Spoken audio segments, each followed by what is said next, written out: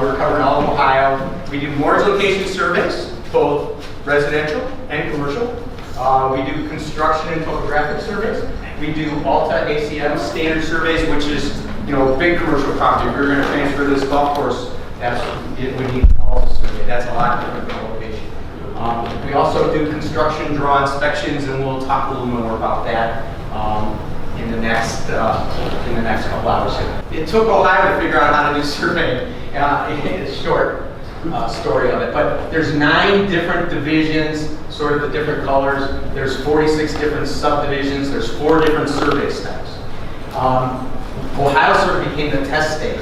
Once Ohio was done, all the states west of us, another 38 or whatever they did, all became, the federal government came up with a federal rectangular land system. What I'm really trying to do is give you an idea of what we're doing out there for you, so that you can talk to your clients if need be and let them know. Because I have some stories about surprising a lot of people. But first of all, there's the differences between GIS. That's basically what you're getting from your county. Right? And mortgage location surveys, which is kind of a little next level, because we're actually going to the site and performing measurements. GIS is all done by aerial photography and whatever other information they've gathered over the years. Under mortgage location surveys, we have construction loans and then draw inspections, which we'll talk about more. We're going to delve into legal descriptions. Originally, when we developed this program, I started doing it for title companies, because their staff is reading lots of legal descriptions, and it doesn't get easier, it gets harder, and it takes a lot of time and effort to go through. So we kind of got into doing sort of a classroom style. Boundary surveys, again, if you're deciding ownership from or putting up improvements, a house, anything like that, you're going to have a boundary survey.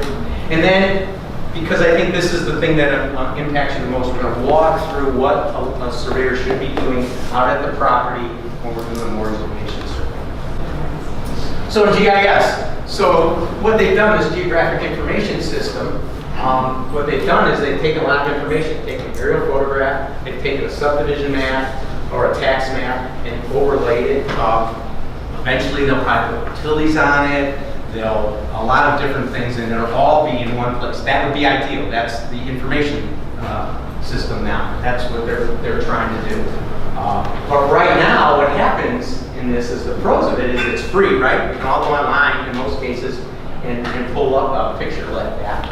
It gives you what I like about it, it gives you a really good idea of what's going on out there. We use it even with our field. If crews, before they go out, sometimes they'll want to know what they're getting into. They may pull it up online and look at it. Our drafts persons may do the same thing after they get the field notes. They may go, I'm a little confused what's going on here. They have some picture, some guide, and that's kind of what it is. It just shows basic information. The cons of it are, it's not very accurate. The pictures are distorted and old. It wasn't a surveyor or anyone that put this down on this map. It was probably a college kid or maybe a high school kid that just knew a lot about computers and could start overlaying stuff. Now companies do that, but it's still, they're just taking it, layering stuff on. Not all counties have it, though most, more and more have gotten to there. That information is not verified, meaning, I'm not sure when this was last updated to see if, I don't think Egress house has gone, but it could have changed. And then usually the accuracy, my best guess at is 10 to 20 feet. And you'll see why that's kind of important. The only other thing you should need to know is every county has a disclaimer on this information. Nobody's taking responsibility for it. Here's the various disclaimers. So if there's an issue, let's just say you closed on a GIS survey, okay? Call it survey, not a survey. You did that, and it's wrong. I'm not sure what the title company is going to do to go. If I do it wrong, they're going to come to me and say, hey, there's a claim because this is the wrong place, or there's a big encroachment, or whatever the issue is. Okay, so eventually I may be held responsible. I may not. The title company may decide they're going to handle it their way. or maybe there isn't a claim at all. So, but that's the big thing, is that nobody's taken responsibility for the information on those drawings. Mortgage location survey, MLS. Surveyors are required to do mortgage location surveys based on the Ohio Administrative Code. And the big thing is that, it's an instrument for the mortgage lending industry whereby substantial proof is submitted to the lender and/or title insurance that the buildings and other improvements are actually on the land covered by the legal description. So let me explain what that means. When a land surveyor goes out to a property, they shouldn't do it by address. They shouldn't do it by permanent parcel number. They should only do it by legal description. The legal description is used in the deed to transfer the property legally. That's what they're doing. Then they go to the county and file it. That's what they're doing. So it's good for us to get the right address. It's good for us to get the right permanent parcel number, and hopefully it matches to the legal description of that we're doing. So the big thing, and in Northeast Ohio, it's not a big deal.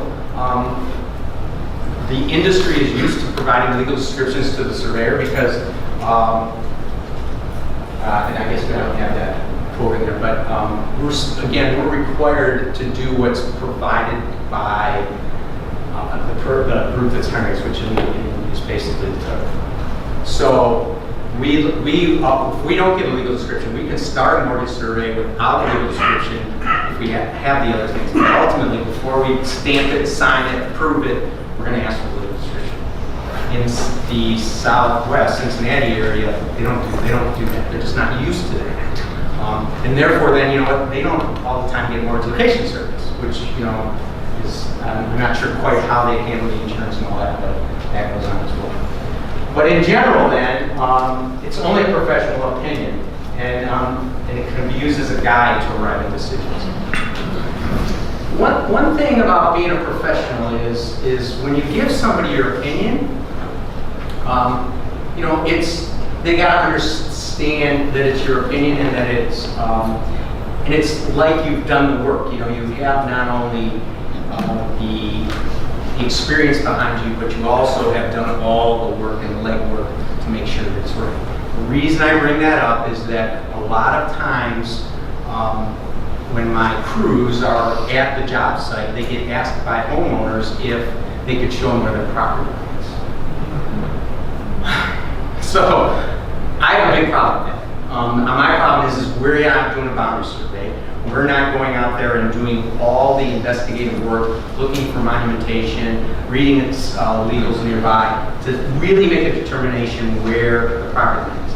I'm okay with saying the property line's around here because that's pretty much what we're doing with the mortgage location survey. We're locating houses and stuff and trying to do it. Trying to do it for plus or minus a half a foot. But if we have a tough job and the information can't get us that tight, we're allowed by the Ohio Administrative Code to go plus or minus a foot or 2 feet or 10 feet if we have to. So just again, understand is that we're trying to give good information to lenders and title companies so that they can make good decisions on the loan. That's as far as insuring it. What did you say about up to 10 feet? We can do more than 10 feet. So here, for instance, a lot of times, like I'll use more on the east side, I'm sure the west side is the same way. We go to Nashville County, and there could be a 70, 80, 100 acre parcel, and it's going to be transferred. And it might not have been surveyed in 80, 90, maybe never surveyed. Maybe it was just said it was the northerly 80 acres. There's a lot of meats and bounds out there? Yeah, they do. And a lot of stuff doesn't close, and then they require surveys.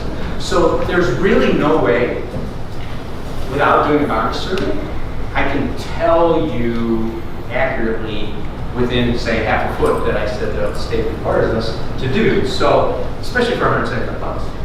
That's what we're going to charge them. So what we did end up doing is finding the best information possible. Could be fence, could be occupation, and trying to put the whole picture together and do what we can do. That survey probably would be $5 or $6 grand to do. So, that's kind of what we say you need.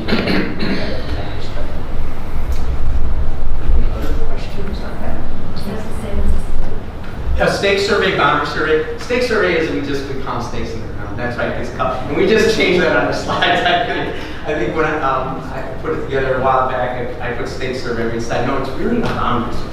Whether you set stakes or not, it's the same thing. Thank you. Fortification surveys, what does it show? So again, we get a legal description. The legal description may, and we'll get more into that later on, but maybe as easy as saying it's sublot 68 of the volume page of Cuyahoga County or Lorain County or whatever it is of this, and we can pull that up, and it's basically it's just a big survey. Or it could be very confusing and say it's going north 25 degrees, 60 minutes west, 180 feet, and then going north this way. You know what I mean? It could just be a whole different description to the old oak tree everyone hears about. So, but we need to try to establish the boundary lines in the field. That's kind of our job. And I say establish. We're not setting anything. We're not doing that. But we just have to know that that property's there, and we want to show a drawing. That's our picture is a drawing of what's going to be transferred. That's our job. That's our job. Major improvements, we're going to try to show permanent structures, houses, garages, sheds with a foundation, in-ground pools. Try not to show above-ground pools, so we might show an area that says, above-ground pool and deck. We still usually show some sheds without foundations, fences, and then we show any other restrictions that might be to the property in a subdivision map. And again, we'll look at some of those easement limits, building setback lines, or if the legal description has some restrictions in it as well that says, hey, you've got an easement for utilities or something like that. There's also utility outside of easements or right-of-ways. Any apparent encroachments. It works both ways. We could have encroachments. I could be encroaching on Molly's property, or Molly could be encroaching on my property. And we have to show that as clearly and concisely as possible. Mostly just to let people know that there could be a problem. Now again, realize plus or minus halfway. So if we show a driveway, we will call out a driveway or a fence 4/10 of a foot. So right, and call that out. But it's plus or minus half foot. So it could be on mine, it could be on your property. That just realize the context of all this. Okay. Posted address, we do look at that. And when the other big thing is we look with problems of ingress and egress. And mostly that's just because that might help define the value of the property. The property is pretty valuable if it has access. It gets less valuable when you can't get to it. So easy, except by helicopter. So, it'll make a difference. And then that comes probably more to what the lenders are saying. What do you mean by jump drives? In some of the cities, so there's a couple things, and we use a couple different terms. When we have driveway used in common, so that's going to be, let's assume that the driveway is 8 foot wide, but it's maybe 3 foot on one property and 5 foot on another, and it goes between two houses to the back and splits, and they have their own. So we have to show that there's one common drive, and that we would call that as used in common. And I know that makes a difference, and I'll explain the other option to the title companies when they do the insurance. So that's used in common. We could also have a 16-foot asphalt drive with 7 feet and 9 feet, and that we would call an undivided asphalt drive, not used in common, because they all have their own access, enough pavement to access their own properties. So it's different, it's a nuance. And it's something that sometimes we'll get phone calls from the title company when we've said one or the other, and either one of me explain it, it's okay, or two, they maybe want it just differently, and that's it. Versus again, if you had, and then the final thing is if you had an 8-foot driveway that two houses are using, but it's only 1 foot on the one property and 7 foot on the other, now we got an encroachment or something. We could still call it used in common, but maybe a driveway easement's required because the other people, there's not enough room. So there's just got to be some sort of agreement. Did that cover it for you?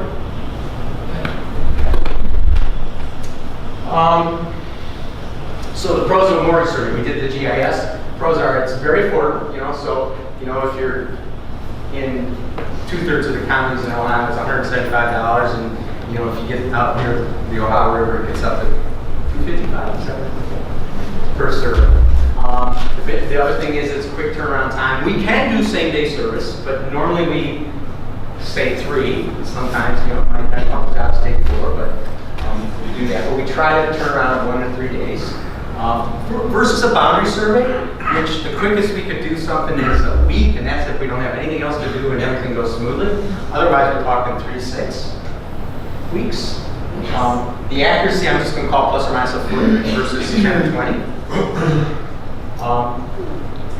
Picture. Okay, so the information, the picture, and everything is based on real-time information captured. So let me explain something. We don't do as many as we used to, but we used to do more location service, and we still do a few on condominiums. Well, a condominium really is a survey done wall to wall. It's all done. So we never had to measure anything. Everything was already measured by an architect ahead of time. It was filed with the county with all those dimensions. There was nothing. It was defined. It was there. So there was nothing for us to measure. Take a picture. Doug needs a verbal. My crew would call in and say, yes, at 10:05 on this day, no encroachments, because there's never any encroachments on a condo, and boom, off we go. Well,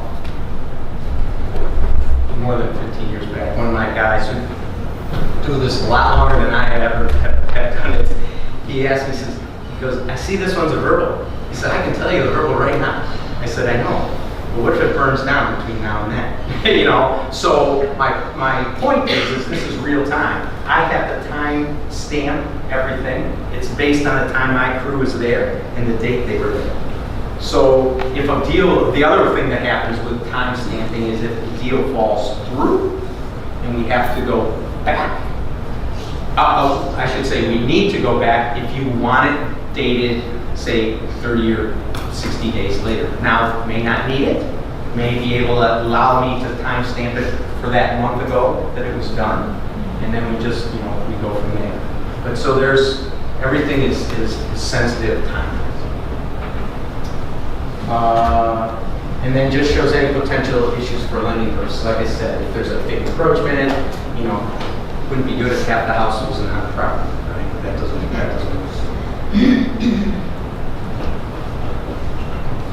Cons. So we're not going to show boundary lines. So nobody's, you shouldn't be putting up a fence based on a mortgage survey. Now, a boundary survey, one thing I will tell you is a boundary survey may cost $1,500 to $2,000. Fence maybe $500. I don't know. So but that's not my decision. You shouldn't really be you shouldn't use a mortgage location survey to do improvements to the property. Okay? So it's not made for putting up fences, driveways, garages, any of that. You kind of do that at your own risk. So if your customers are looking for something, that really shouldn't happen. It also can't be really used in the court of law except based on lending. If there's an issue with something from lending or insuring, and we need to go to court, that's going to happen because that's what the issue is made for.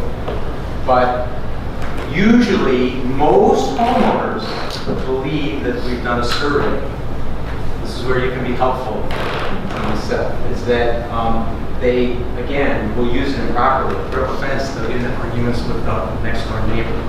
And often, a lot of times it's more than the existing neighbor coming over and saying, this is my property. And maybe the mortgage location survey shows it slightly different. My only solution for that is a boundary survey, but that doesn't really solve the problem. So if your client hires me or any other surveyor to do a boundary survey, it defines the property line. I'm not debating that at all, but it doesn't solve the argument with the neighbor. It makes it worse. So my suggestion is to try to get your client and their neighbor that there's maybe a discussion about and do it together, because then they sort of feel like they're both in control. And what's really helpful of that is if I survey this property, now it's a little bad, but if I survey this property, let's call it $1,500. If the neighbor here, and they want to know what this property line, even if they want to know one property line, it's still $1,500. All right? But if this neighbor and this neighbor aren't getting along, but they hire me to do the survey, I could probably do his property and that property for $2,000. Because it's that first point, it's all the research, it's all the investigations, it's all figuring out where it goes. After that, it gets easy. You know, I mean, unless it's down a ravine and then across the river, it's not that hard. But finding out and determining where that property line goes, all of a sudden, I know this one, this one, this one. And so it's better for them to say, hey, let's do this together. We'll get all 8 corners done, you know, it'll be just a nice way to approach it. So again, the big thing is just let them know it's not a survey to, you know, it gives them, again, just like GIS, it gives you an idea where your property line is. This gives you a better idea, that's all.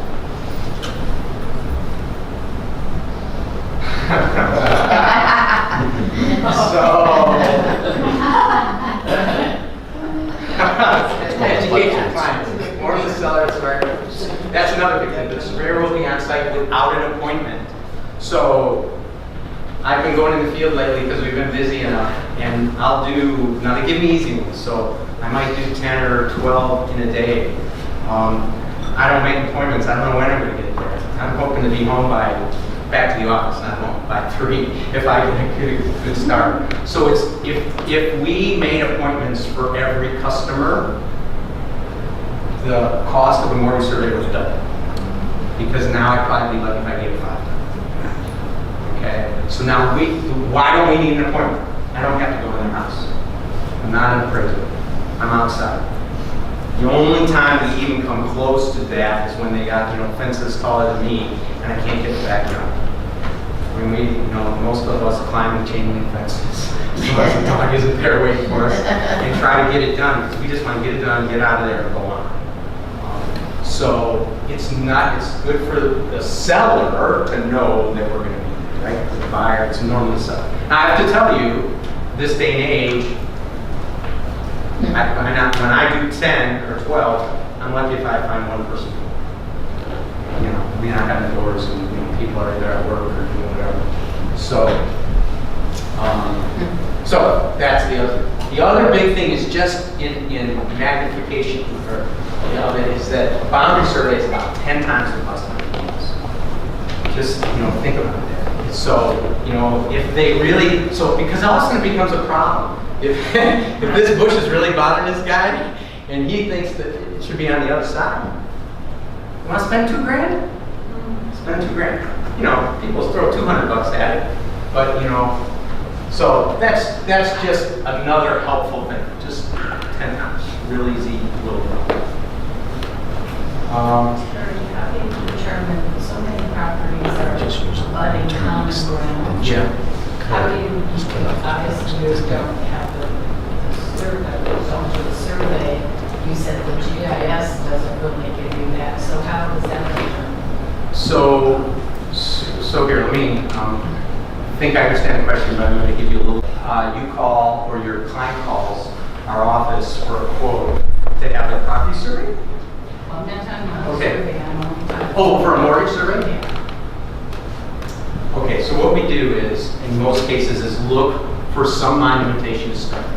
That could be in the street at intersections. There's a lot of times there's monuments set, and we'll just use it from the center of the box. We don't open it up and clean it out and find a pin that's in that box.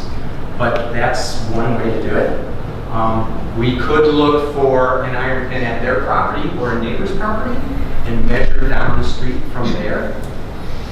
Can't do that in a boundary survey. In a boundary survey, I have to have proof that that's their property. Just because I found it doesn't mean that's their property. So, you know, I have a metal detector pin there, which I almost brought. And, you know, if I dig it up and I go look, goes, yeah, I mean, from my experience, I believe this is the property. So I'm going to use that. But if the homeowner comes over and says, is this my property corner? I go like, Probably, but I didn't do all the work that's required to make sure that it is. All right? Hence the plus or minus a half a foot. That's all this other stuff. I think we had just, not just recently, but 6 months ago or whatever, one where things were wrong. They weren't wrong by 10, 20 feet. They were wrong by a foot and a half and 2 feet. And instead of the driveway we call encroaching 5/10, and it really encroaches 2 feet. Well, all of a sudden that's an issue. But I don't know what else we can do. You know what I mean? There's no way we've done everything that's sort of required of us.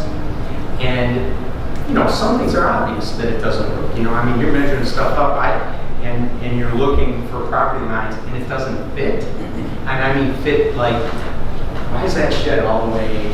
That's our shed over a second. Why is it, you know, all the way on the other person's property? You know, when we take another look, we look for maybe another. But in general, you know, it normally works, and we find out these things. But we haven't done all the due diligence that's required to do something. I'm talking about the kind where they have common land behind them. And you see all these neighbors with all kinds of swings and places. Yeah, they're overthinking. How do you determine where their land stops? So it's the same, I mean, we do just a mortgage survey, so we're gonna measure and we're gonna find, and, you know, we know the property's only 175 feet, and they're occupying 200 feet. You know, we would probably, if it's one of these, you know, huge jungle gym swing sets, we probably will try to let people know that it's not in the wrong place. Because I know the homeowner's thinking that's their property, especially new buyers, right? I mean, that's just the way they think, that we're occupying, that must be mine. The only funny thing I had happen to me, now he's a competitor, you know, Vince McConnell. So his attorney, he's asked me to do a boundary on his house. And so I did it, we did it. And came up, well, you know, it was like 5 feet off his house instead of 25 that he thought. Well, that wasn't the end of the world, except that, you know, we did a survey, so we put stakes up with big pink ribbons on it. He just didn't want his neighbors to know. he thought he had more land than he did. So, you know, that happens a lot. People misunderstand. They think it's, or even in a lot of city subdivision type stuff, you know, you have the holes in the back of the utility lines. You know, people think the holes are on the property. Maybe, probably not. So it's that kind of stuff, and that's again why I educate. You don't know until you know, and the only way to really know is boundaries. You know a little better with the words. Yeah, when you're building a new home, Yeah. sometimes the builder gives you what's called a topo. Yes. Where does that all fall in? Okay. So Or is that coming up next? no, we're not really going to talk about topo, so I'll do it real quickly here. So actually, it's pretty easy here. So you can look at the golf course. It's pretty flat, but it's not really flat. Topo just tells us these elevations. So when you're building a house, if you wanted a walkout basement, you couldn't do it on this property because it's too flat, right? I mean, intuitively we know that, but sometimes we have to do vertical locations to know how deep the sewer has to be to make connections. Okay, well, the reason I'm asking is when I went to build my fence, Yes. the management company wanted the fence company to put, they didn't ask for a survey to lay it out on a map. They asked that it be laid out on the topo, which I thought was weird. Yeah, that is weird. I think they just didn't understand. What I would say it should have been done, and this was a new construction, right? So it should have been done on what would be referred to as the plot plan, which shows topo. Plot? A plot plan, usually it's a site plan. So it's going to show the location of the proposed house. It's probably going to show the utilities on it. It's going to show the finished floor elevation, and therefore it's probably going to show some topographical or vertical elevations on it, so that then they can look at it and see it. So it also shows property lines and things like that. So it's a little more all-encompassing, and because it's used for construction, it should be based on a boundary survey, not a mortgage location. Because we get more where cities like, again, existing homes where people want to put up a fence and they need a survey and they want to use a mortgage survey. I really don't care if the city's going to accept it. I said, just understand, it's not supposed to be used for that, and you do what you do. You know, I mean, Any other questions? So, again, mortgage location survey, it's not a boundary survey, so for sure, don't confuse your neighbor. That's, don't build and understand that it's a guide for. So you might ask, what am I getting and why should I pay for it? MLS allows the title company to remove the survey exception from the insurance policy, expanding coverage for your client for survey issues that are noted. So, nothing to say about that other than, you know what I mean? Tell us, we look at this. Yeah, I know. And if we're wrong, then they tell us again. Hey, So what happens if it's wrong? well, What happens when we take your word for it, yeah. and then we issue title insurance and with no survey exception? Well, it's not a problem until there's a claim. Right. And if you have a claim, then I think you're going to decide on whether you're going to come to me, McSteen, and say, hey. Oh, we're coming. Yes, and so, exactly, and I've been there. I've been there. So, and you know what? I have a couple of choices. I got to figure out what the real issue is, and if we can resolve it. If we can't resolve it, I have no choice but to turn it over to my insurance company and have the come. So it just depends on the magnitude of the problem. And I'm sure it's the same with you guys. Little things are, can be handled. Big things, are confirmed. So, every stuff can happen because it's not, like I said, we're not doing boundary surveys, we're not doing stuff. But in general, that's what the mortgage location survey is for. It's for them to be able to insure additional. There were places years ago, like they're federal, for example, they didn't require these kinds of things. But title company wise, I don't think that was an issue for you guys back then, was it? Well, This is. yeah, but no, I think, and you tell me, help me with this one. There's lender's policy and there's owner's policy. And I bet Third Fed wasn't just keeping that stuff in-house. They weren't selling it to Fannie, Freddie. Right. They were, That's they were exactly. keeping Yeah. it. So Fannie and Freddie, I think anything goes to Fannie and Freddie needs it. Oh, right. Right. And, But the portfolio loans, I'm Correct. sure they're making them happen, but years ago they didn't. yeah, no, I mean, I still have that discussion with some people, because if you pay cash, right, there's no need for a mortgage survey. Right. Some I get people that don't even take title insurance. Yeah. They just take They it. just don't want to. Right. So, and you know what, I get it. I'm not trying to sell it. But in my, and especially in title insurance case, but in a survey case for $175, I'm like, you got one more place to come if there's an issue, if there's a problem. But a home buyer that's paying cash can say, I want you to do this, although it says mortgage. No, yes, they could. In fact, like I said, there's some title companies that just sort of encourage you to say, hey, man, don't do it if you don't want to do it, but this is how much it costs, and this is what you get, and if you want it, we'll order it. If you don't want it, we won't, but this is just the way it is. But they'll probably still get in a policy then, I'm guessing, versus because man, you get something like that's, Right. there's just, so. We report. Yeah. Yeah, they're getting policy. We want to see it. Yeah, you'd want to see it, right. So, it's just the way it goes. Anything else there? Are these all are these hand done, or are you guys doing them like computerized now, or are you keeping them? Do you yeah. keep them for so long? Yeah, that's what we do. We do. Now, I have, go ahead, you want to, go ahead. I just was talking to him this morning, he was prepping his jobs for the day, and he pulled a survey that my uncle and Bill Reed did, when he was in 77, and he was going back to that property today.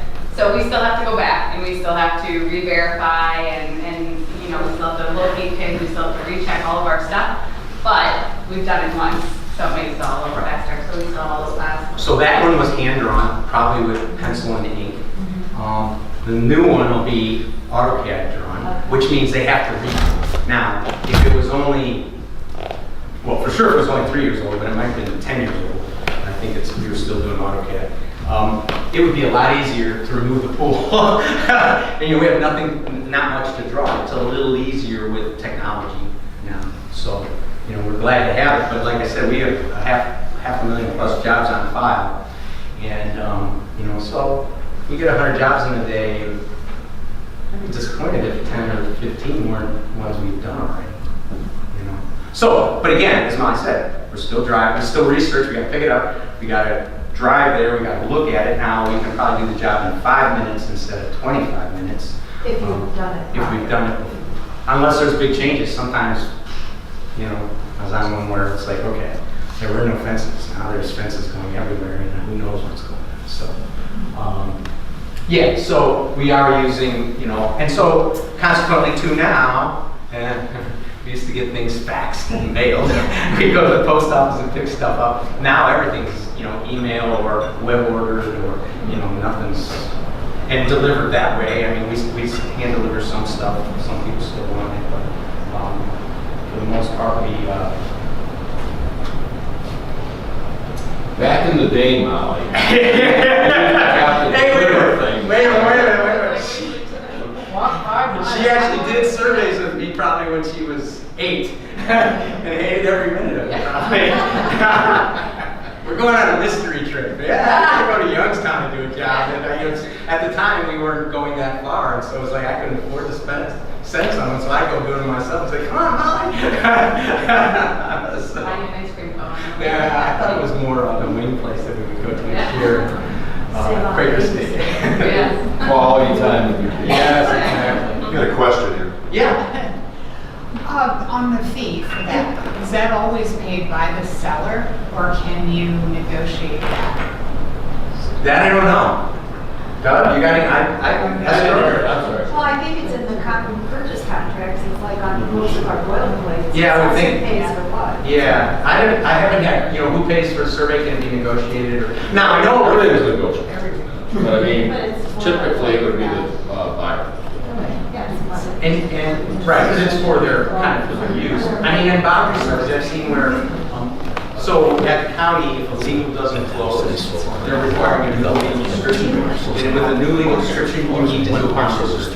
So now we got to spend, say, $2,000 to close the deal, not $200. So and that takes time. A lot of times that's because again, you would think, the buyer would be just saying, well, I can't. That's 5 minutes. So, what's it required for a home resale or new construction? And that's why the new construction, because now we're going to go into construction loans, so new houses. This is usually a 2-trip survey for us, and what that means is we usually get a call to go out before any work has been performed. So hopefully nothing's out there, and mostly because they're worried about liens. So with a first trip out, hopefully it's a vacant lot, hopefully no work is started, therefore hopefully there's no liens that they'll check on, hopefully there's no encroachments, and we usually try to do these first thing in the morning because builders like to get an early start in there. They always have a T-trigger game. So if we're supposed to be there on Wednesday, man, they're planning on being there Wednesday at noon, you know what I mean? So we try to get out there early, even though so that's how we route our day. So remember, we're driving more than we are, we're driving at least as much as we're at the job sites. So it's all about routing, getting things in the right order. You don't zigzag across town, so we're trying to be efficient. So this construction loan might not be efficient for us to do it, except if we started it. So we might have to drive and then do a circle and then drive all the way back to the house. Which just reminds me, so, I said we do the entire state. We do that with our own people, and we do that actually with just one office in Wycliffe. So I have, how many people in Columbus? 3, 4? 4. 3 or 4 in Dayton. 4 in Dayton. One down on the Ohio River. A couple west sides. Yeah, one in Toledo, a couple west sides. And so again, electronic technology, we send it to them electronically, and they send it back to us.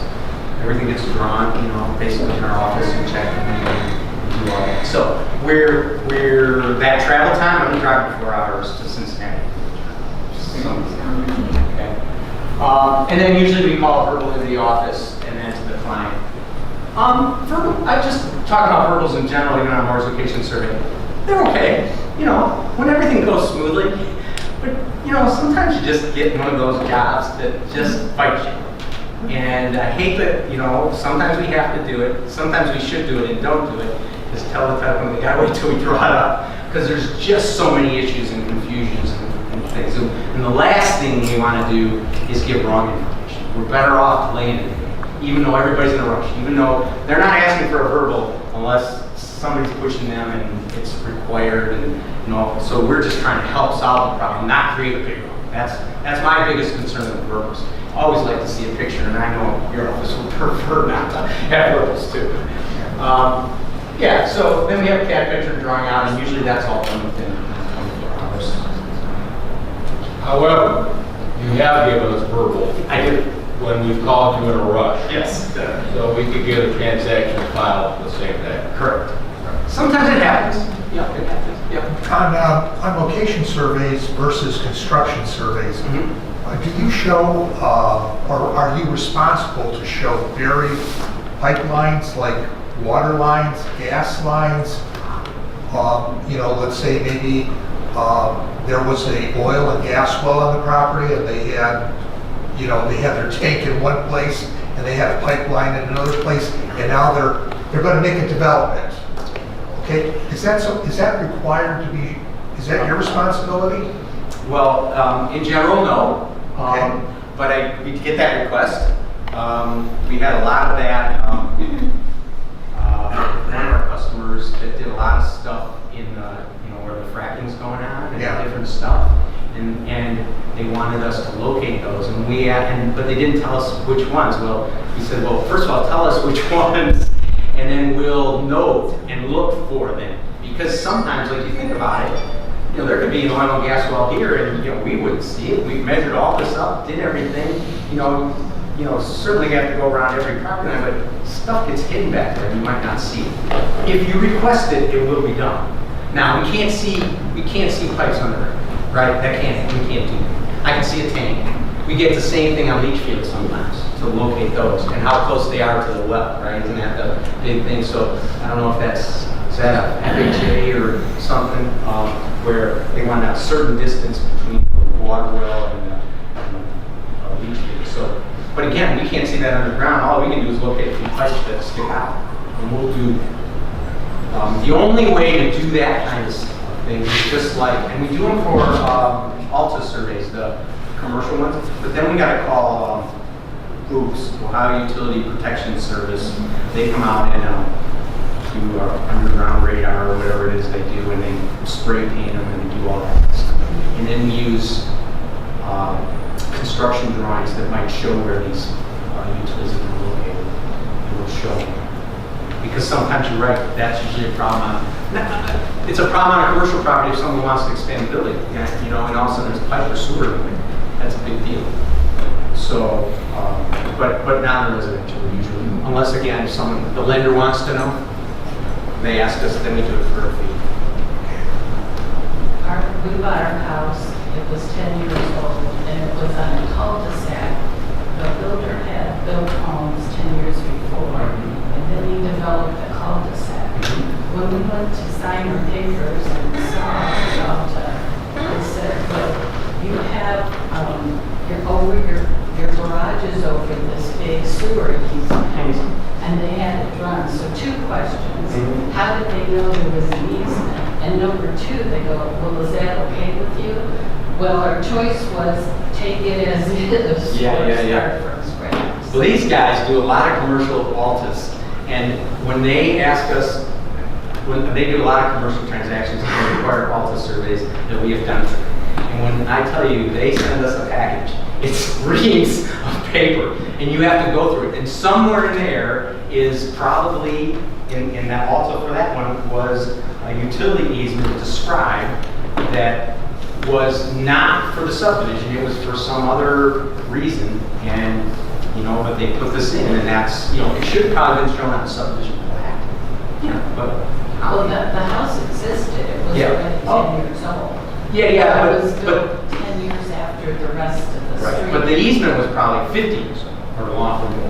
I don't know, if Yeah. the sewer came from homes developed behind us. You know, sometimes it's a problem, sometimes it isn't. Obviously, maintenance could be a problem, maybe not. There's just another way to try to fix it. It's, you know, obviously you survived all that time. And, you know, that's my, and in the end, I talk about that. Just, it's not the end of the world when we have issues. There are ways to solve and resolve things, and we have to work at it, we have to be creative, and we can probably make it work. Would we rather have it some different way? Absolutely. But most of the time, I think we can make it So work. when you do a survey, you Yeah. check for all the easements, utilities, and. Well, we only check for what's given to us. So if it's a meets and bounds description and NorthStar gives us a pile of papers that have the description of the property, but also shows any easements required, any other restrictions, we'll show those. They provide them. That's our job. We show them. Now, if it's on a subdivision plat, again, we show them, because now it said it's sublot 6 of this. And if there's a utility easement or a building line, or, you know, we'll show those. On a boundary survey, or those found out then? If we do a boundary survey and we haven't got a total title research, again, we did a boundary survey, we wouldn't show them this. If someone gave us the easement, or said there's an easement and we searched for it, we would put it down. Certainly, it's good information, it's good for everyone to have, but it's really tough for us to find those things. Yeah, without a title search. So let me see if we can finish up here and give you guys a little break here on this section. Did I miss anything that we talked about this? Oh, foundation checks this second trip. The big thing here is we're just making sure that it's built to spec and the building lines and setback lines and everything's going per what the lender's thinking is happening. And again, we try to do this right away because it's usually what draws. Do you want to? Okay. We'll come back. So one of the things we did was started was construction draw inspection. So if a lender lends for new construction, there's going to be maybe 4 to 5 draws, and now McSteen goes to the site, makes sure that the right percentage is done, or will tell them what the percentage is done so they can cut a check for the builders. So if you're working with builders, we're working with those at, I don't know, a couple thousand a year or something like that, right? So we're just going to go through that really quick, but it's kind of falls into what we do because we go to these same sites to do construction rolling surveys. So what's a draw? Again, this is a typical form. It just goes right down. It's a checklist. Boom, boom, boom. It's foundation. Is it framed? Is it windows? Is it, all that kind of stuff. So we do an on-site inspection that confirms it. Take, 4 to 8 pictures, whatever we need. And based on that percentage, we give a report that, again, we do it in 3 days. The reason or less, the reason that people started looking to us, the lenders started looking to us to do it is that it was taking 3 weeks by most of their vendors. So this is what we do. We don't make a special, we make a special trip, but it's with 10 board locations. Construction loan draw inspections. Draw process 1 or 2 days. Tell me where to start here. This is lender orders. Oh, right. Builder requests funds from lenders. Lenders orders inspections from McSteen. McSteen visits the site, completes the list, takes a picture. Reviewer at lender verifies. Oh no, we review it. I'm sorry. Then McSteen sends it to the lender. The lender releases funds. So again, everybody wants their check. We're trying to, just speed up the process and make sure we've done it right. Final report looks very similar to our mortgage survey, but a couple pictures and this whole thing checked out. Like I said, it's 4 to 5 trips per site. Typical cost for that inspection? $125 a visit. $125 a visit. $125 a visit. And that's all negotiated up front with the builder or the homeowner or whatever it goes through. They just tell us where to go, they tell us where to go, and we go to it. Sometimes we have to look at some plans, but usually more just a sketch to make sure there's the right number of bedrooms. We're not doing quality inspection. We're only doing quantity. just gives the lender a confidence release that once the builder, can, keep up and pay the bills and do everything else they have to do. And, we hold them accountable, try not let them get ahead of anything so that the project gets finished. Legal descriptions. I'm going to go through this a little quick too, but it's just kind of understanding the nuts and bolts, because like I said, the legal description is what is in the deed that's used to transfer the property. That's the heart and soul, right? And that's the only reason we're doing it. The title company's doing all the examining and reviewing and ensuring and going back to the chain of titles and all that stuff. We do the property on site. We're the only ones allowed in the state of Ohio. Surveyors are the only ones allowed in the state of Ohio to go on the property and say, yes, this is the property that's being transferred. And that's our job. It's a legal tool. In my mind, it's used to describe and transfer property. Surveyors are really good surveyors, to describe the size, shape, and location of parcels. They do it every day. They deal with it every day. Attorneys don't. Attorneys can be really good at it too, though. I'm not going to say they can't be, but they're good at the legal portion of the deed, okay? And so when you put the attorney with the surveyor, with the right surveyors, and you do all the things, you get a really great product. And that's the important part. The most accurate and unambiguous deed is produced when combining both. And why I say that is that you don't want to have a confusion of saying, there's just other things. It's more than just saying about 100 feet. It's like, if I said about 100 feet to this wall, we know where that is. As long as that wall's still there, we know where that is. It's not, even if I said it was 100 feet to that wall and it's only 5, doesn't matter. It's the wall. Okay? So just kind of remember that. But you really want to make it concise and very concise, precise, and unambiguous. That's the best I can say with that. There's two common types of legal descriptions. There's the lot and block, which really is more as a sublot and volume page, which most everything we're used. And remember, a subdivision plat is really just a big survey. All right. So when a surveyor has to do a boundary survey inside a subdivision, he never goes outside that subdivision because it's already been surveyed. The boundaries have. We just have to survey inside. All right. And then it's that picture. All that information is on a drawing or a sketch for us. We don't need big legal descriptions telling us exactly what the dimensions of the lot are. That uses recorded plats. Developers subdivide tracts of lands. Each parcel assigns a lot number, and a lot is assigned a block number. Then there's meets and bounds, which means meets is distance and direction, and bounds are boundaries. So like I said, we go 100 feet to the old oak tree. Doesn't matter, so that's a direction, or we can say in the north direction 100 feet. Distance, and then bounds is to their boundary. Or to Mr. or Mrs. Smith's southwest property line. That's another boundary. We're describing it there. And so when you do a boundary survey based on a description like that, you got to figure out, the fact that they reference Mr. and Mrs. Smith's means they kind of had senior rights. So you kind of have to establish where Mr. and Smith, how they got that corner, then you get that corner. It's not the other way around. Even though it's at 100 feet, if it's 99, oh well. If we know where Mr. and Mrs. Smith's boundary line is. So there's two types of descriptions.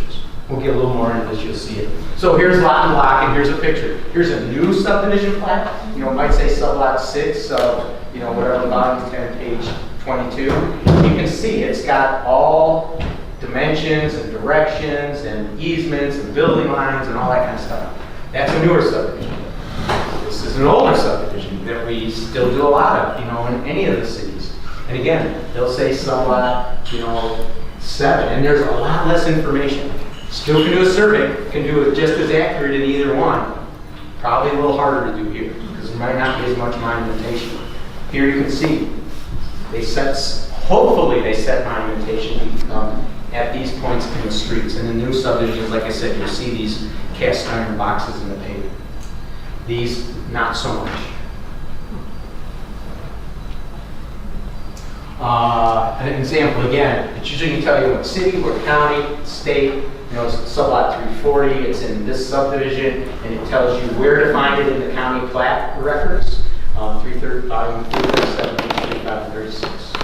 Yeah. Well, I have a question because it just was brought to my attention in an asset that I just got. Well, the legal description, everywhere the mortgage document, the street sign, everything says avenue.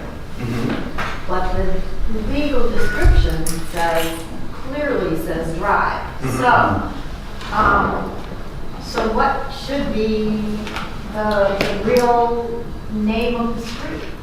That's hard for me to tell you what you should do in that situation. What I would say is this, is that in a mortgage survey, in that type of a sale, I don't care if it's avenue or drive.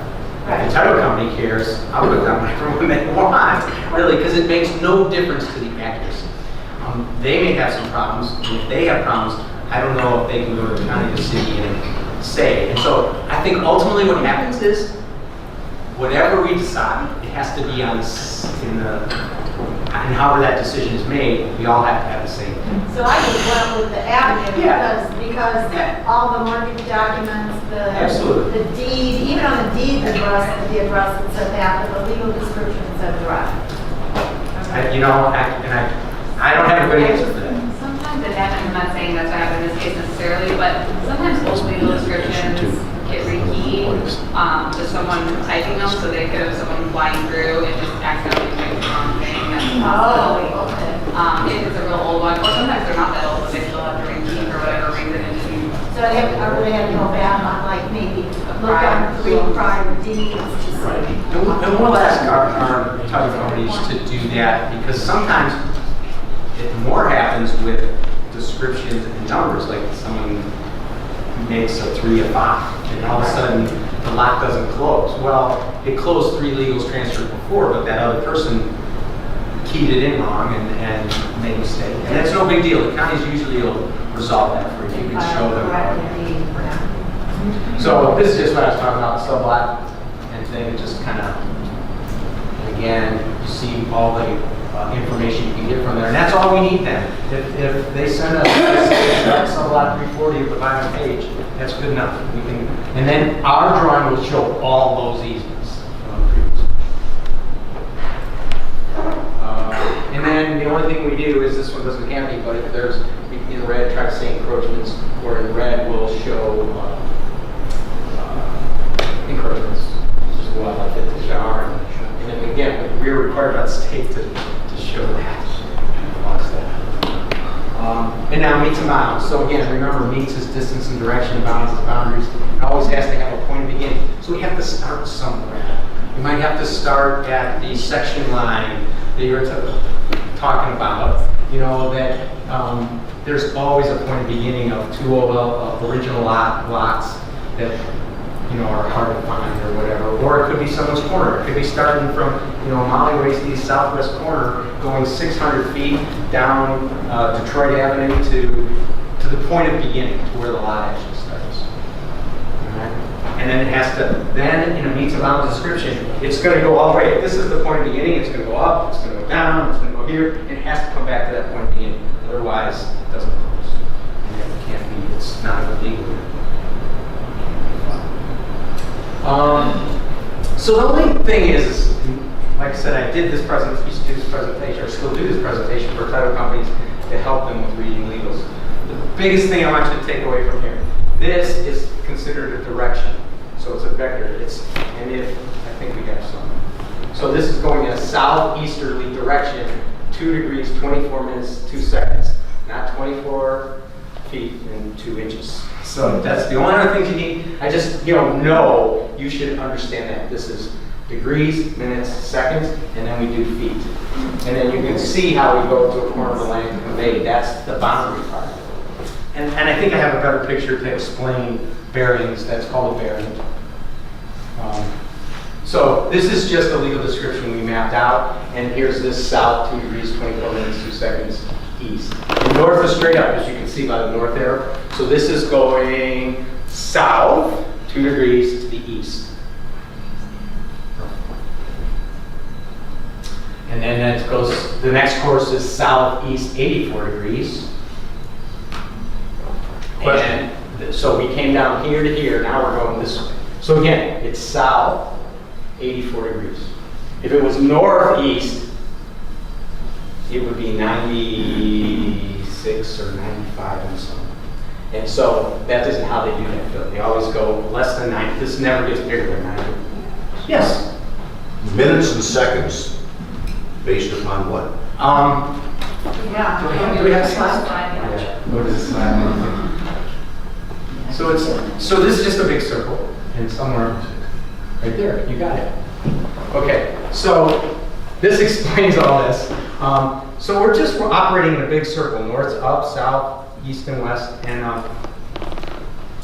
so we always go from either northerly east or a northerly west, so 0 to 90 degrees, right? You understand the 90, right? And then there's 60 minutes in 1 degree. So 60 times 30, that's how many minutes there are in that. And then in every minute, there's 60 seconds. So again, they just took that little bit and divided it. Now, why does that make a difference? Because in 1,000 or 2,000 feet, a second makes a big difference to where you are.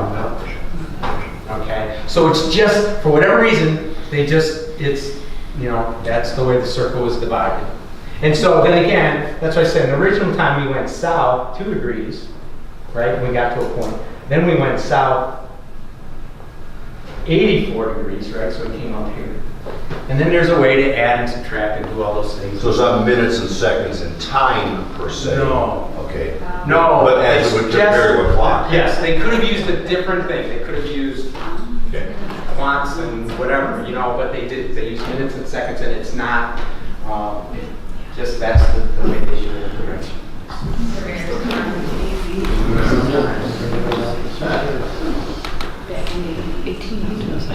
Yeah, those names. We'll skip these. Okay, so again, what this meets and bound description is doing is describing its way around the parcel. And it started on one point and keeps going. So now we're going to go north 224, 2 east, and I'm pretty sure we skipped one. So we came this way, we skipped this one, and now we're going back up to our point. That's important.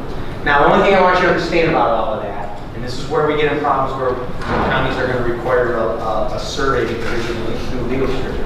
It's very possible what the county does is they take these bearings, and these distances, and they calculate it all out. And if it doesn't come exactly to the point of beginning, I mean within hundredths of a foot, they're going to say it doesn't close. Doesn't close, meaning there's a gap. So what they really get worried about isn't a couple hundredths of a foot. They worry about when it's 10, 4, because then the question is who owns it? What's wrong? And what it tells you, it doesn't tell us where the error is, but there is an error somewhere in here. It doesn't mean it's at the end that this should be, if it was 5 foot, if it didn't close by 5 foot, it doesn't mean that should be 200 feet. It could mean that this has to be this way a little bit, or close. You know what I mean? It's a very fluid thing. And so when you do a boundary survey, just what I need you to take away from this is when you do a boundary survey, you have to understand what's going on in this property, this property, this property, all of this stuff. It's not just my property. The land, because all these things impact it from a legal standpoint. And we have to figure out what makes the most sense.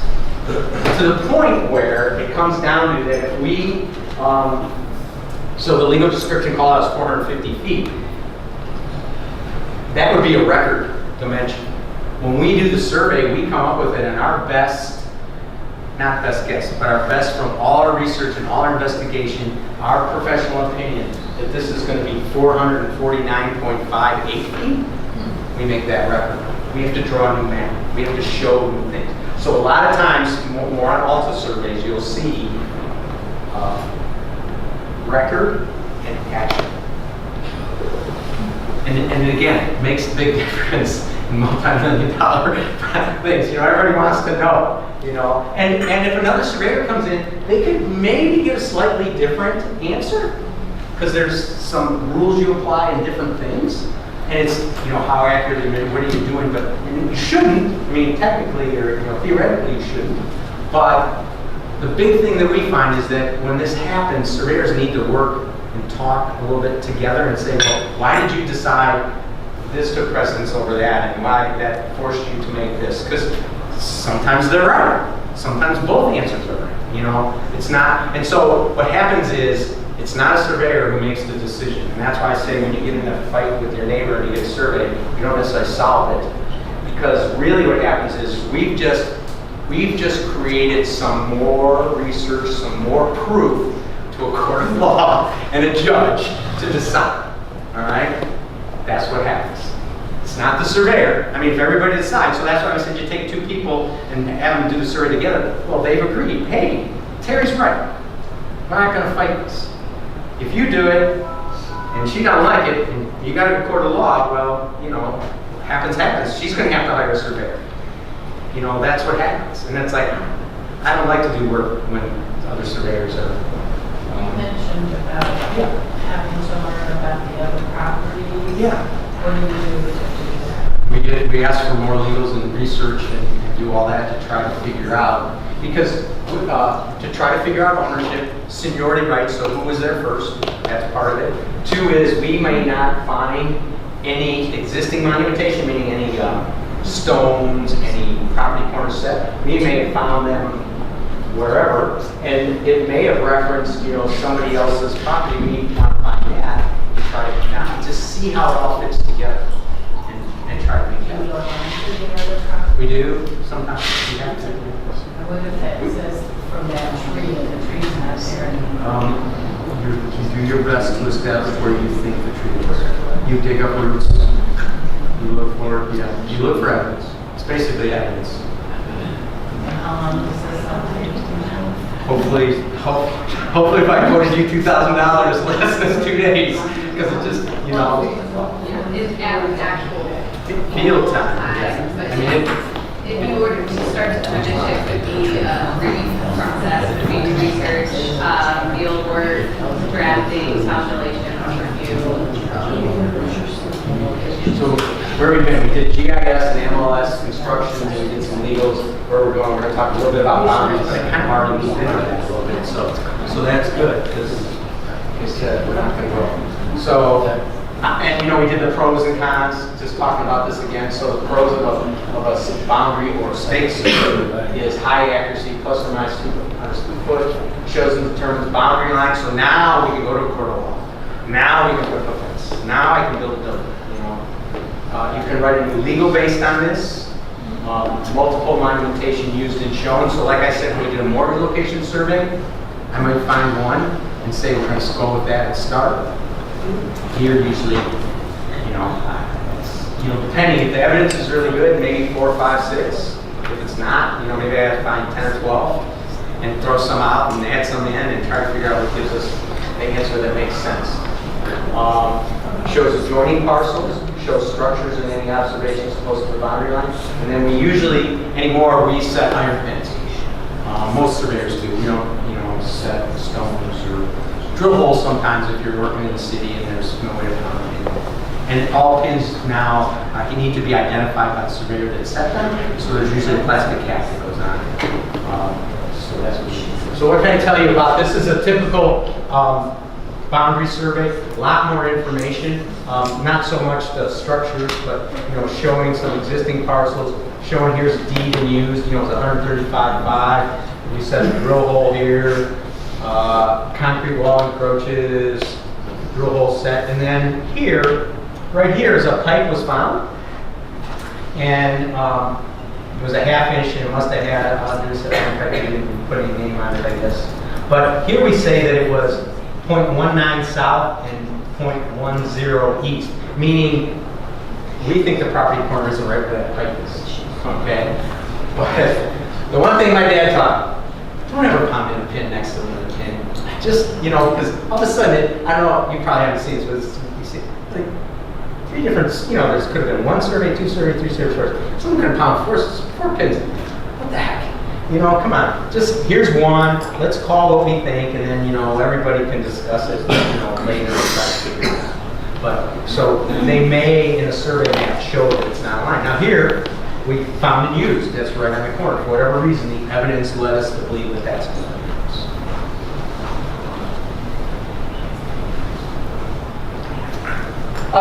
So, higher cost, 10 times, right? Remember that, 10 times the mortgage survey. Takes longer, 1 to 3 weeks, sometimes longer if, we're depends how large and what's going on. Might be more information than your client needs. For the buyer, in some states, they're kind of used to doing it. So out-of-state buyers, I know, we probably get more requests about having a survey. And that's okay, just lets everybody realize we can't close in 4 weeks. It's not going to happen. Why you're may need a survey.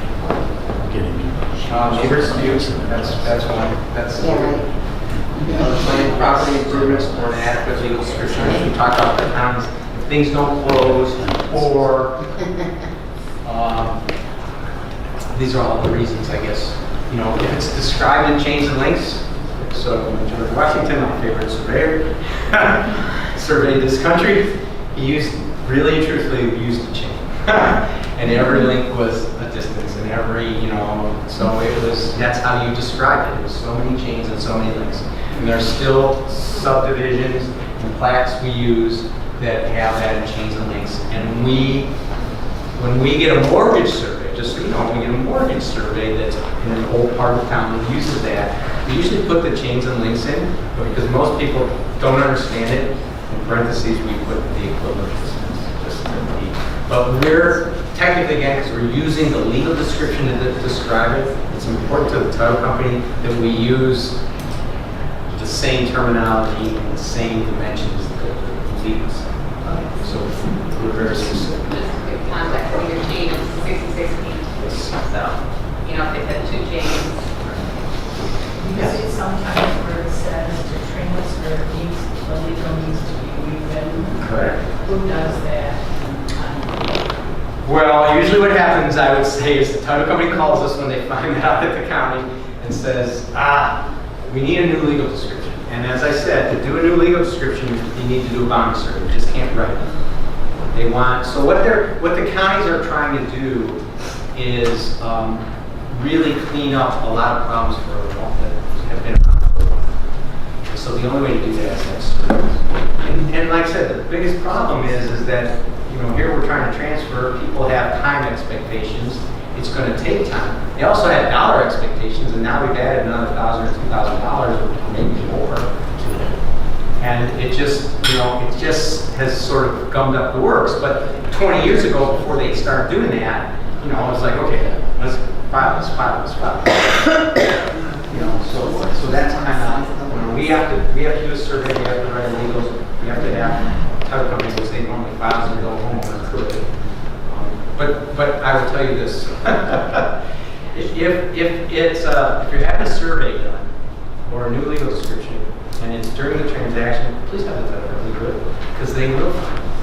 Most times when a homeowner hires us and say they're going to file something with the county, and then when they're told by their new homeowner that they had a survey done, and then we go, well, there's no record of it at the county, and it's like, well. And even if they produce that for us, it's helpful in the fact that it's information, but it doesn't resolve anything. It's tough to do a survey. Right. So, is this? Oh, so the inadequate legals. Yeah, there's a lot of reasons for inadequate legals.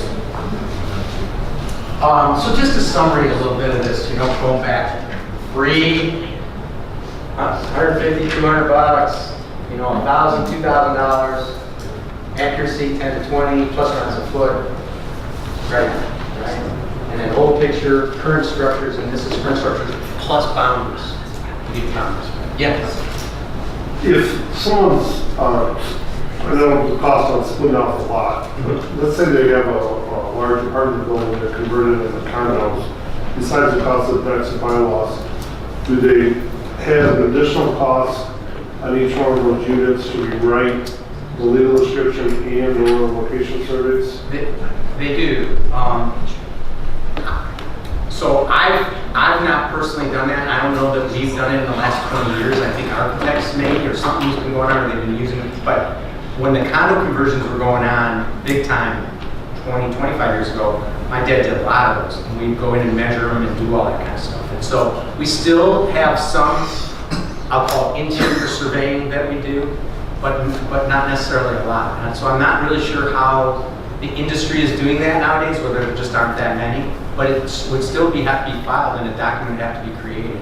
They want to order because they don't want to order same day verbal. So they're ordering it ahead of time and to try to get this stuff through. 99% of the time, it's not an issue. Every now and then we find something, and I feel it's the surveyor's job, McSteen's job, to let the title company know that we have a problem that maybe you can solve. Maybe it'll take some more time. Copies of all reference items such as exceptions or easements. And then there's no comment. Usually, like if it was ordered on Monday, we're out in the field Tuesday, we're drawing it that night or the next day, and it gets reviewed and emailed on the next day. So that's our plan. We get 100 orders in today, I gotta get 100 orders out tomorrow, or today. I gotta get them out because they just keep coming. There's no, other way. So just so you know. Now, as Doug talked, is that sometimes everyone's in a bind, and if we're lucky, they call us at 4 o'clock and say, I really need this first thing in the morning, and that's easier than if they call us at 11 and say, I really need this by 3.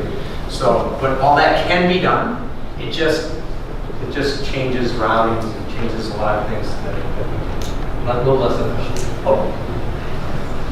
Well, I didn't know you were quite there. So that's okay. We have questions. So yeah, you can order online, you can email, you can fax. You want me to go to the next one? Oh, I do. What you said I have?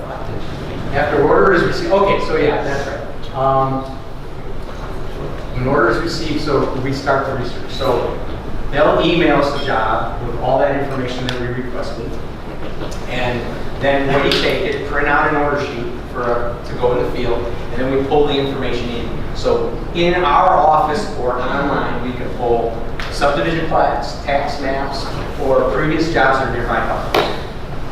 We do all. We research as much as we can to spend as little time in the field as we can. The order then is routed to a field crew, so we have 20 plus field crews, 25 field crews. So we take those jobs and disperse them in the most efficient, effective way. When do you find out the property's a flood zone? So anymore, we don't get the requests to do flood zone determinations.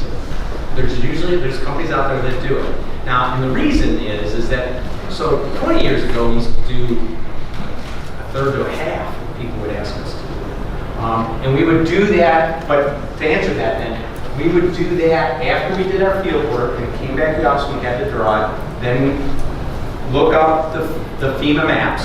The book. Yes, FEMA maps, put it on, see if it's in a flood zone or not, and then see how it impacts our lot. So if it's in a flood zone that requires insurance, house. So you got to kind of locate where the zones pass through. But I think that changed, if I understand, Doug, from us doing, because we used to make sort of a determination, but we didn't insure. But I think there were, and we didn't insure the fact that it might change because sometimes these flood maps are changing, and so these other companies are reviewing all the time, and that isn't something that's surveyors do. Appraisers now have to check the flood maps. So during a transaction, we'll find out if it's in a flood zone when we get the appraisal. Okay. Sure. All right, that's good to know. What we end up doing flood zone wise is elevation certificates. So if it's in a flood zone and they want to see that they can get relief, we can go and do a survey, and that is, how much is those elevation certificates? At least $1,500, right? Maybe not quite that high. Maybe $1,200 maybe. Yeah. So then what we have to do is locate the house with respect to National Geographic monumentation, which is elevation and stuff. And so we might have to bring that from a mile away and run that in and figure out some elevations and see if the floors, the finished floor or the lowest floor is above the flood stage. And then they'll get relief. So I don't mind doing those. I hate doing them is when we come out and they don't get relief. Because now they just spent maybe $1,500 with us and they still got rock Well, the thing too is relief doesn't just come automatically. We still have to get the flood map changed to show Is that that how- property based on their elevation certificate, is no longer in a flood zone. And that won't happen overnight. So we pretty much have to close with flood zone, with flood insurance. And in the meantime, the homeowner can continue the process, and eventually, once they tell us that they've had a change, we'll recheck the flood maps. If you see they're out of it, then we'll release them from needing to cover the flood insurance.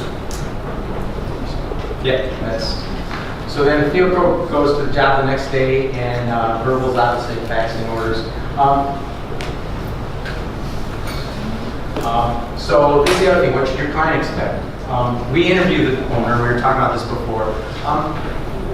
We don't have, we don't make appointments.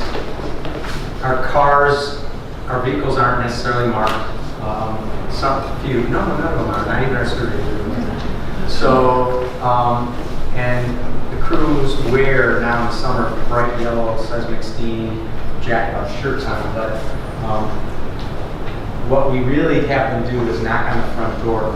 Not immediately when they get there, but before they go anywhere past the front yard, okay? They're supposed to knock on the door and tell them why they're there, who they are, what they're doing.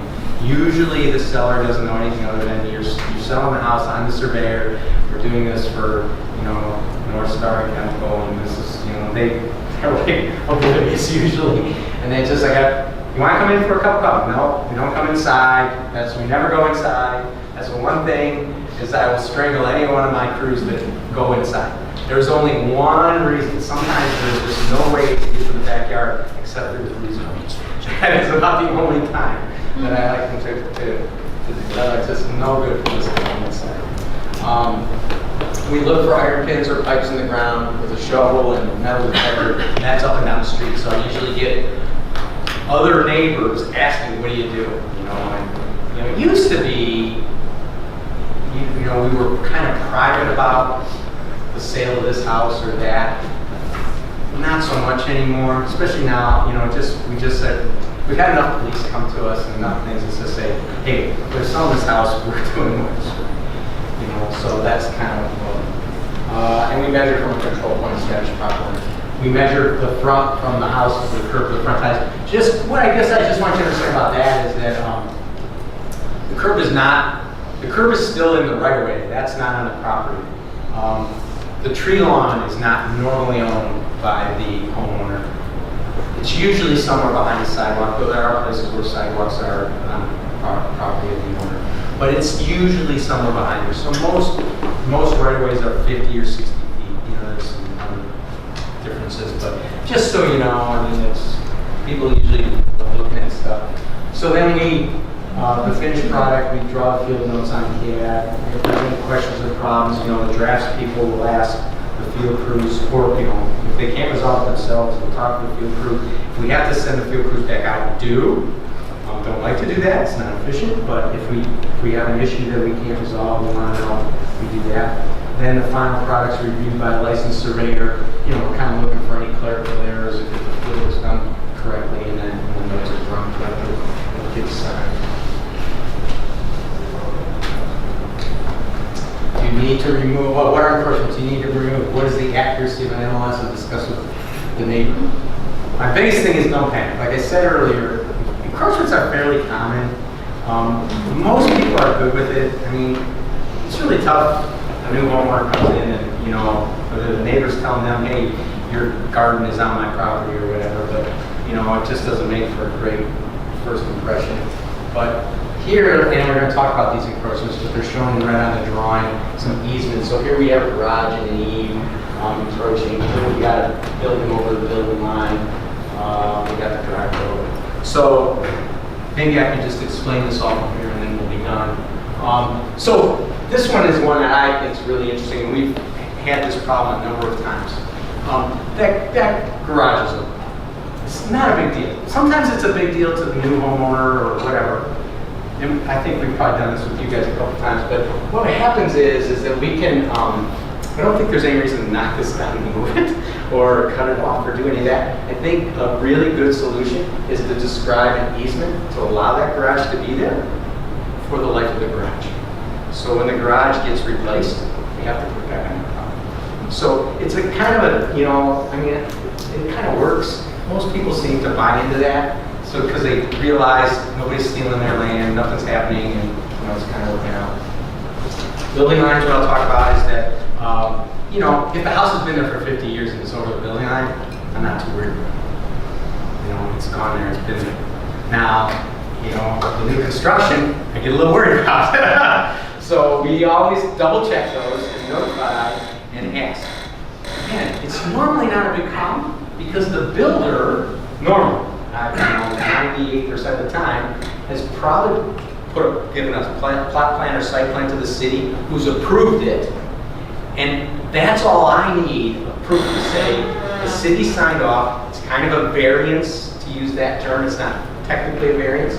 And so we'll still show it over the building line, but we don't call it as a building line violation because it's not. It was approved by the city. And we'll put a note here, per plot plan, XYZ, and reference it so everybody knows. My big thing on this one, on the concrete drive, is this: is it encroaches 1.5 feet. We're saying it's plus or minus a half a foot on this drive. So I don't believe that either the new homeowner or the neighbor should tell anyone to remove that drive. Now you can take a saw, it's concrete, and saw cut it. If it was gravel, okay, maybe we'll break it over and do that stuff. But it's plus or minus a half a foot. So do you cut off half a foot? We covered 1.5 feet. We cut off 2 feet. All right. So in my mind, you shouldn't do that without a boundary survey. So if your new homeowner is getting grief from the neighbor and say, look, I'm willing to do that if you're willing to pay for a boundary survey and spend $2,000. All right. You know, I have no idea. They tell me this, you know, so why are we going to cut this off until we do? So usually just, again, try to make it, and this is everywhere. Every place, you know, in any city lot, Cleveland, Garfield Heights, any of the communities where it's a 40-foot lot, it happens all the time. And it's usually not a big deal. So you can live with this. Again, you could write an easement about it too. I don't think the least popular thing to do is a lot split consolidation where maybe we take, you know, we give them a little bit of the frontage and, you know, take a little do the swap, because you're going to spend $2,500, $3,500 in just survey fees, much less whatever you got to do with the title company. So that one was the mortgage location survey? Yes, this is on mortgage location. And so they're making a big deal out of that survey? and It that happens. was taken- Yes, it happens. Not all the time. I mean, I'm saying that. And it's usually not necessarily always the homeowner because they're buying it. It's that the neighbor came over and said, hey, you made your driveways on that property. And they might have found that out from when they bought, and there's... I just recently had a survey where the fence was 10 feet over. Okay. 10 feet over, and I get a telephone call, and the title company says that they don't want to insure. Okay. They want the fence removed, okay? Okay. And who makes, what I want to know is, you reported it. Yes. Okay? Is it the lender? Or is it the title company, insurance company, that is making the stink? That's what I want to know.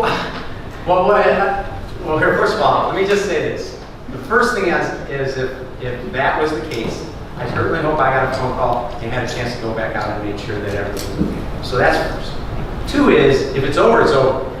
I mean, and if somebody has a problem, it's a problem. I can't, you know what I mean? If it's a matter of insurance and an underwriter, or whether it's a matter of a lender and what they want to do, it is what it is. It is. Well, I'll try to resolve it if we can. I just, first of all, want to make sure that we didn't call out something that isn't true. Right, it was true. Okay. But, you know, like, you know, over the years, I've been around for a long time, I've seen lots of these encroachments, okay, and no one ever makes us think about it.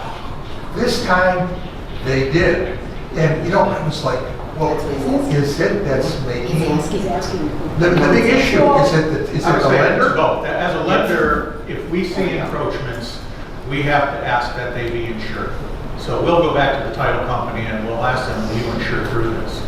And 99% of the time they will. If it's a foot here, if it's a driveway, if it's a shed, if it's a movable object, typically there's no problem in having it insured through. think in your case, the problem is it's 10 feet. Yeah. If it was a foot, it wouldn't have been an issue. Correct. But if the insurance company won't insure through it, it could be a judgment call on our part. If it's a chain link fence and we know it can be removed, then maybe we say okay, but that would be something on a case-by-case basis. And these days, with litigation the way it is, most of the time, we're probably gonna say no. So what did you Just say do? move the fence. So what happened? We took down the fence. It was a wire fence with metal stakes. And, you know, the guy went on ahead and bought the property and he had acreage and he wanted it, he had a barn already and he wanted to have cattle. So he put the temporary fence up to have his cattle. Right. And sure enough, he had, on the last day, we're trying to close the deal, and he's out there in a rainstorm removing that fence. And then, of course, we have to call you Right. to hurry up and come out and verify, because my pictures aren't good enough. But that's okay. You know, and if someone's ever been smiling, I'm okay, because man, I've had enough people where people weren't smiling. Well, if we would have been the title company, we would have set up one of our escrow officers to remove it for you. Way to go, Doug. Way to sell. What Jim said is absolutely true. I've talked to carpenters about it. It's a little wire. No, he didn't say that. It's a chain. That's girl. I said, it's a brick. Yellow one. Oh, you better move it. And I said, you know, I also said, guys, if you think you can move it on your own time, then don't worry about it. If you're a little more worried about it, then okay, let's, you know. But, so and it certainly is a lot worse than it was. Yeah. We show way more than we used to show. Way more. And that's not fun, because it causes more problems. You know what else causes more problems? When people are slow. They find every problem. When it's busy, you're busy. Okay, well, let's get this done, get this done. Man, when it gets slower, geez.